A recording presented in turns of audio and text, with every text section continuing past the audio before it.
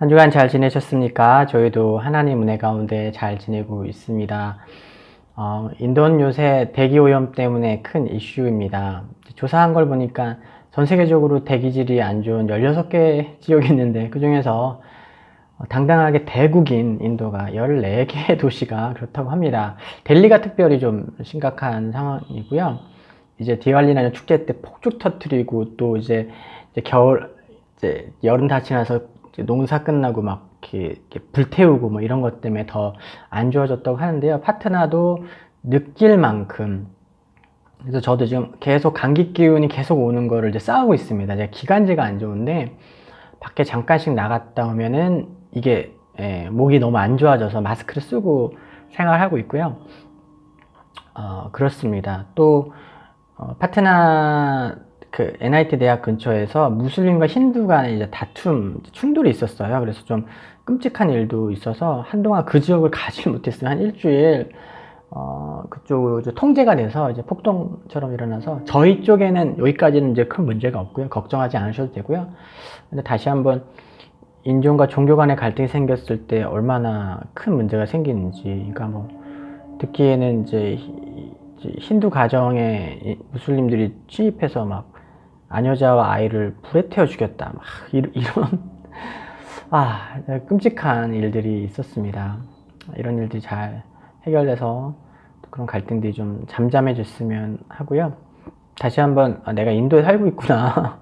아직은 다문화의 상황 속에서 언제든지 갈등이 있을 수 있고, 이런 상황을 겪어보면 왜 경찰들이 총을 들고 실제 실탄이 든 총을 들고 다니고 쇼핑몰마다 그렇게 검사를 하는지 다시 한번 좀 공감을 또 하게 되는 면이 있습니다.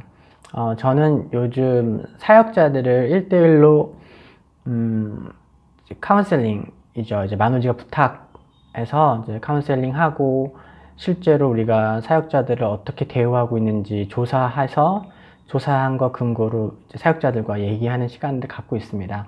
저희가 아주 대우를 잘 해주고 있었더라고요. 그래서 그런 것을 가지고 우리가 감사하면서 열심히 하자. 그리고 이제 선교학적으로 이제 4가지의 P를 이야기합니다. 그래서 pioneer, 이제 개척, 그 다음에 parent, 그래서 이제 부모 단계, 그 다음에 파트너, 그 동등한 수준에 서로 협력하는 거, 그 다음에 나머지가 participation, 그래서 이제 참여자. 그러니까 이제 초기 선교 시작할 때는 이제 선교사가 주도적으로 사역을 다 하잖아요. 그러다 이제 관계가 이제 부모와 자식 관계가 되면서 아이가 자라면 자랄수록 많은 것들을 위임해 주는 단계가 되잖아요.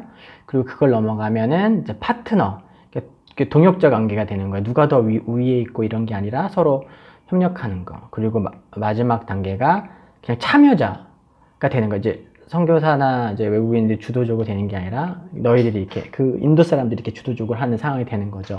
저희는 이제 페런츠 단계에서 파트너로 가려고 좀 많이 애쓰고 있는 단계예요. 근데 이제 페런츠 단계에서 아직은 초기 단계죠. 그래서 요즘은 이제 어떤 행사를 하든 뭘 하든 많이 맡기고 단순히 행정적인 걸 맡기는 것뿐만 아니라 재정적인 부분도 너희가 일으켜야 된다. 그런 부분으로 얘기를 많이 하면 좀 이렇게 적지 않은 텐션이 있습니다. 왜 이제까지 다 해줬는데 갑자기 뭐 우리 보고 뭘 좀 해내래? 그래서 지금 이 4가지 P 이 가지고 또 설명을 하고 또 인도 사역자들은 이렇게 약간 그 애국자들이에요. 약간 나라에 대한 이런 게 되게 많은데 어떤 재정적인 독립의 근거를 얘기하면서 왜 너희는 아직도 독립하지 못했냐? be independent. 독립해라. 이런 얘기하면서 제가 지금 사역자들을 엄청 푸시하고 있습니다. 기뻐할 수도 있고 슬퍼할 수도 있는데요. 중요한 것 같아요. 학교 재정은 이제 계속 싫은 소리 하고 긴장 관계 생기고 또 막 화가 나갖고 막 제 앞에서 분노를 막 표출하다가도 긍정적인 건 내년 3월쯤이면 재정적으로 어쨌든 튜이션비는 다 받을 수 있지 않을까 하는 생각을 희망이 차 있습니다. 지금 엄청 쪼고 있습니다. 지금 막판에 학교에서 계속 기도해 주시고요. 우리 사역자들 위해서도 기도해 주시고 이게 당연스럽게 모든 것을 공급받다가 이젠 조금씩 독립하고 스스로 열매를 내는 걸로 푸시를 받으면 되게 저항이 있어요. 근데 해야 한다고 생각합니다. 그래서 지금 열심히 제가 싫은 소리 하고 푸시 주고 그러고 있습니다. 하나님께서 잘 도우셔서 이 마음이 좀 긍정적으로 이런 것을 받아들일 수 있도록 기도해 주시면 너무 좋을 것 같아요. 같이 그렇게 기도해 주시기를 또 바라면서요. 오늘 오프닝 너무 길었죠. 오늘 말씀 보도록 하겠습니다. 마가복음 9장 1절에서 29절의 말씀인데요. 우리가 잘 알고 있는 변화산 사건과 변화산에서 내려와서 이제 귀신 들린 아이를 쫓지 못하는 거 보면서 주님께서 이렇게 왜 믿음이 없냐, 믿는 자에겐 불가능이 없는데 기도하지 않고는 이런 것들을 쫓아낼 수 없다고 하셨던 그 내용인데요. 저는 오늘 이제 변화산 사건에 조금 더 초점을 맞춰서 오늘 말씀을 보게 됐습니다. 이번 저희가 지난주에 이제 미얀마를 다녀왔잖아요. 홍순수 선생님 사역을 돌아보고 OM 사역이 어떻게 되는지 보고 또 서로에게 좀 위로가 되고 격려가 되는 시간이었는데요. 그 일정 중에 아주 흥미로운 일이 있었는데 어느 날 그 아내가 깨어서 얘기를 하더라고요. 약간 영적인 체험을 한 거예요. 그래서 그 아내의 표현을 빌면 영혼의 시간과 무한의 공간이 자신에게 막 쏟아져 오는 것을 느끼다가 그게 너무 강렬해서 그만 이렇게 했다고 합니다. 이거 D.L. 무디 이야기랑 비슷하지 않습니까? D.L. 무디가 어느 날 기억하다가 하나님의 영광이 자기에게 막 쏟아졌을 때 그걸 감당할 수 없어서 그만 했다고 했는데요. 기도해 주십시오. 우리 김아람 우리 선교사 내년에 이제 안식년 하면서 DTS 받을 건데요. 그 전에 이미 아주 놀라운 영적인 체험을 하고 영혼에 대한 것, 영원한 것, 영적인 것에 대한 체험을 통해서 또 한 걸음 더 성숙하는 시간, 또 하나님께 더 다가가는 시간. 그래서 이게 D.L. 무디급이면 제가 감당이 안 되고 어떻게 이제 제가 이제 전임으로 뭔가 이제 내조를 하고 이제 아내가 사역을 해야 하는 것이 아닌가. 하여튼 그런 생각을 하게 됩니다. 아무튼 이런 체험 너무 중요합니다. 왜냐하면 우리는 이 땅의 감각과 즐거움과 가치에 매몰되어 살아갈 수밖에 없잖아요. 왜냐하면 이 땅을 살아가니까. 그런데 하나님께서 우리에게 이런 경험을 하게 하신 것을 통해서 그것보다 더 높은 어떤 것이 있다. 비교할 수 없는 어떤 것이 있다는 것을 가르쳐 주세요. 아내가 그런 경험을 한 것 같고요. 오늘 말씀에 나온 새 제자가 그 경험을 합니다. 변화산에서 놀라운 체험을 합니다. 이 체험이 너무 압도적이었어요. 그래서 이게 베드로로 하여금 이 땅에서 이루고자 했던 모든 것을 버리고 그냥 여기 주저앉고 싶어하게 할 정도의 이 경험이죠. 그래서 흔히 얘기하는 여기가 좋사오니 초가상간 세계지요 하죠. 그 고백을 들으면 되게 놀라운 고백입니다. 엄청나게 신앙적인 고백이에요. 왜 그렇게 엄청나게 신앙적인 고백이냐면 좀 예수님, 모세, 엘리야 있는데 그 제자들과 1대1 대응이 되잖아요. 자기들 집 짓자고 얘기하지 않아요. 선생님과 모세와 엘리야를 위해 집을 짓고 우린 집이 없어도 됩니다. 그냥 이렇게 모시면서 살겠습니다. 그러니까 지금 베드로가 경험한 경험이 얼마나 압도적인지. 성경에 보면 이제 자기가 무슨 말을 하는지 모르는데 말을 했다고 하잖아요. 요즘 말로 하면 이제 아무 말 잔치를 한 거죠. 그만큼 이 경험이 압도적이었던 거예요. 사실 베드로가 어떤 사람이고 지금 베드로가 어떤 지경에 있고 베드로의 어떤 감정이 이미 앞선 이야기에서 드러났으니까 베드로 남자 타나서 한번 대차게 살아보려고 했던 거 아닙니까? 어차피 흙수저로 태어나 고생하느니 인생 로또 예수님 잡았으니 요거 당첨되는 거 요게 내 인생 다 걸었다 하고 나갔던 게 사실은 베드로인 거예요. 그래서 그게 아주 적나라하게 드러난 게 지난주에 살펴봤던 것처럼 예수님께서 나 사람들이 왕 시키려는데 그게 사실은 원래 내가 왕이 되는 게 아니라 십자가에 못 박혀 고난받고 죽는 게 원래 내 역할이야. 이 얘기하니까 이제 베드로가 예수님을 엄청 꾸중했죠. 그의 욕망과 그의 바람이 적나라하게 드러났던 장면입니다.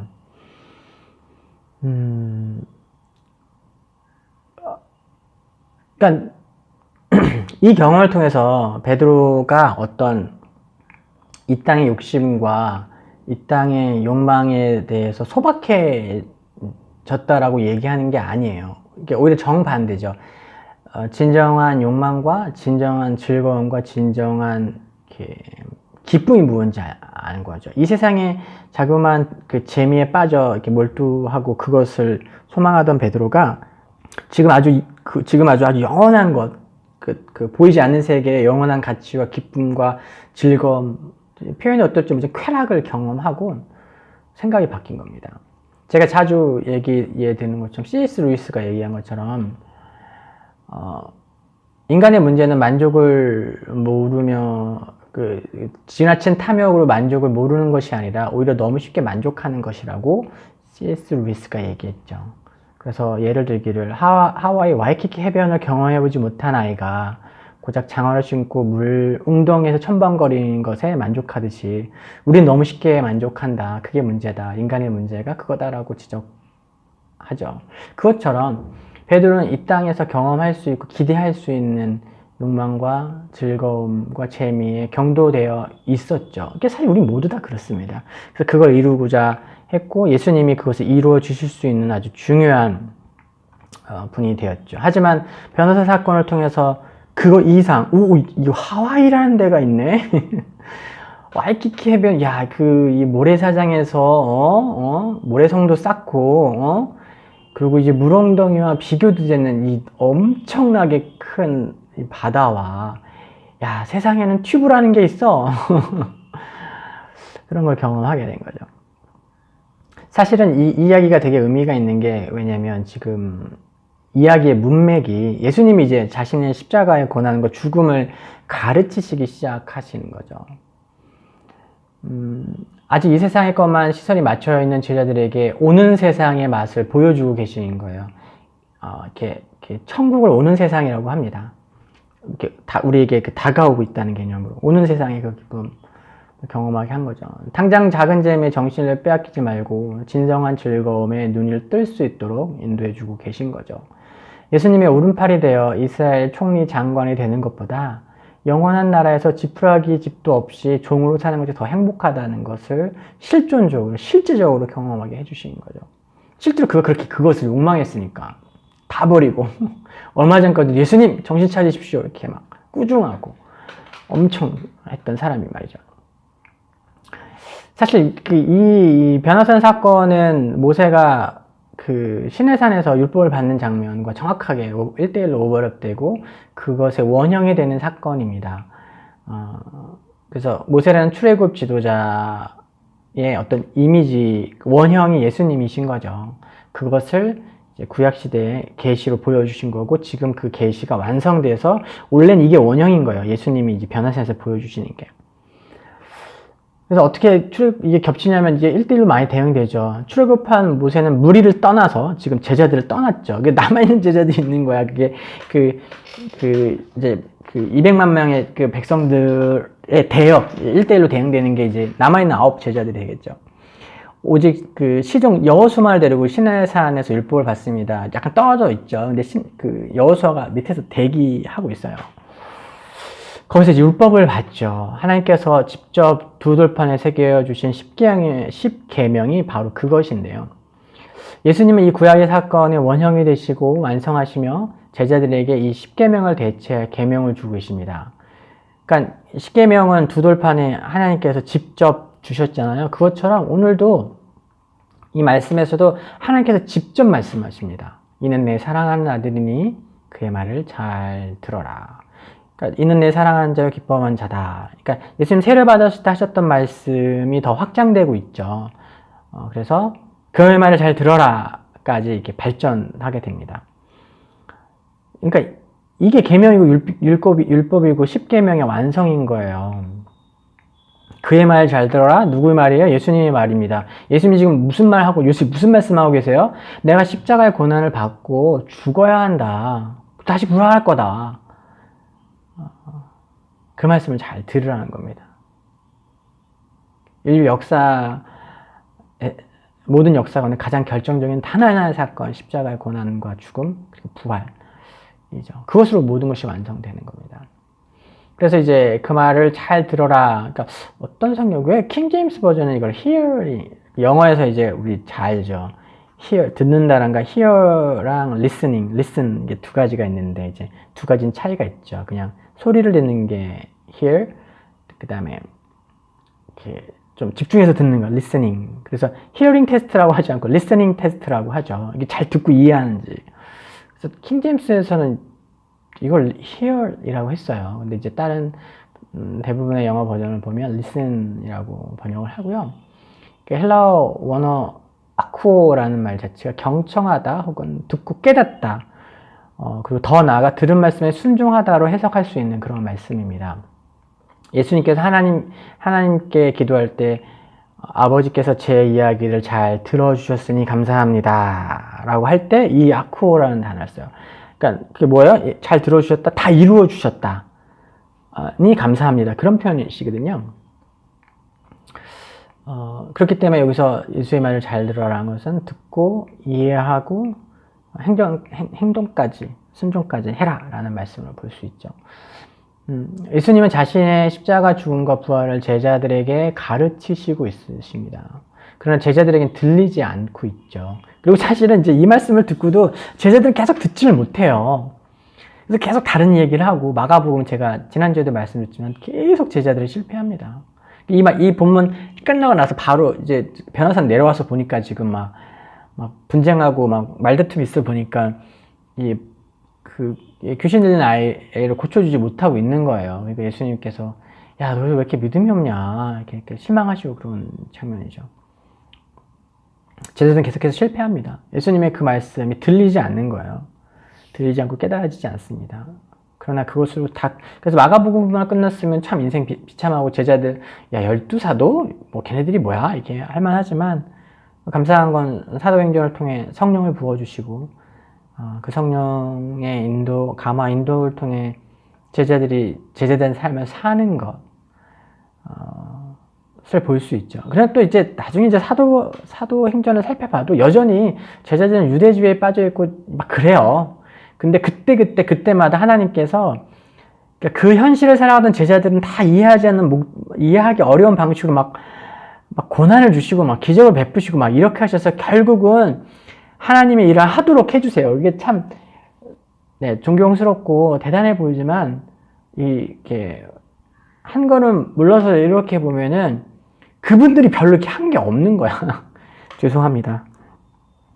천국에 가면, 야, 너냐? 야, 너가 그런 얘기 했냐? 이렇게, 또지, 뭐, 야고보, 뭐, 베드로, 막, 사도들에게 꾸지람을 들을 수도 있지만, 하나님 계시니까요. 그게 또 사실이니까. 성경을 보면 그래요. 이렇게 사도들과 이 제자들에 대한 어떤 영웅시하는 시선을 벗겨내고, 그 팩트 위주로, 사실 위주로 성경을 관찰하면, 참 이 사람들, 와, 이거 아직까지 이렇게, 깨닫지 못하고 이렇게 사네?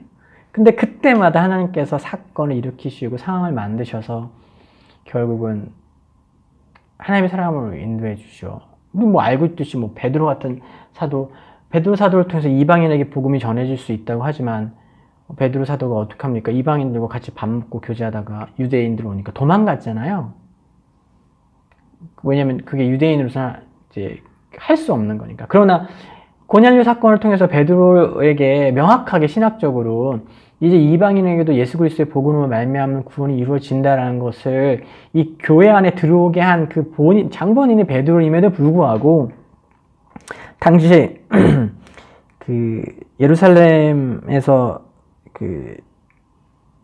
뭐랄까요, 이제 헤게모니를 잡고 있던 예수님의 동생 예수님의 동생 야고보가 어떤 제자들 무리에서 이제 헤게모니를 쥐게 돼요. 예수님 12제자도 아니었는데 이 역사가 그렇습니다. 결국 혈연 중심으로 간 거예요. 어떻게 보면 베드로가 밀려나요. 그 지도력에서. 그래서 야고보가 됩니다. 예수님의 동생이거든요. 너희들은 제자지만 나는 동생이다. 이런 인간의 역사가, 인간의 가치가 이제 반영이 됩니다. 네. 아무튼 결국 하나님께서 그 인생들을 그렇게 인도해 주고 계시죠. 이게 사실은 어떤 의미에서 어린아이들을 위해서 위인전 같은 건 필요하지만 뭐 위인이 없어요. 의인은 없나니 하나도 없어. 그런 말씀이 맞아요.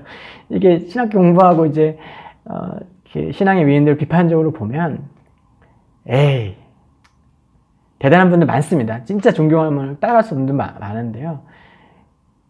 이렇게 자세하게 보면 허물도 많고요. 실수도 많이 했고, 그 시대의 사고에 갇혀있기도 하고, 어떨 때 보면 좀 잔인하기도 하고요. 몰인정하기도 하고, 그렇습니다.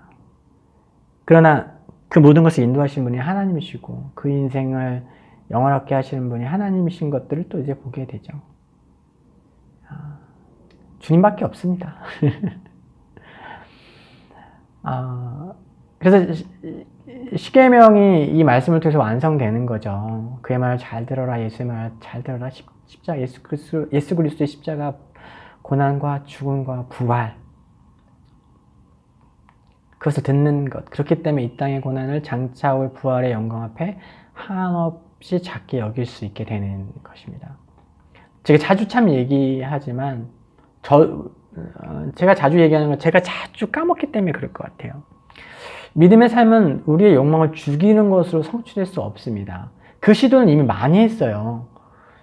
과거 캐톨릭도 그렇게 했고, 불교, 힌두교 다 자기 욕망을 죽이는 것, 고행을 하고, 자신을 채찍질하고, 자기의 살을 꿰뚫고, 십자가를 지고, 실제로 육체적으로 십자가에 못을 박히고, 이런 것을 통해서 죄를 씻고 하려고 합니다.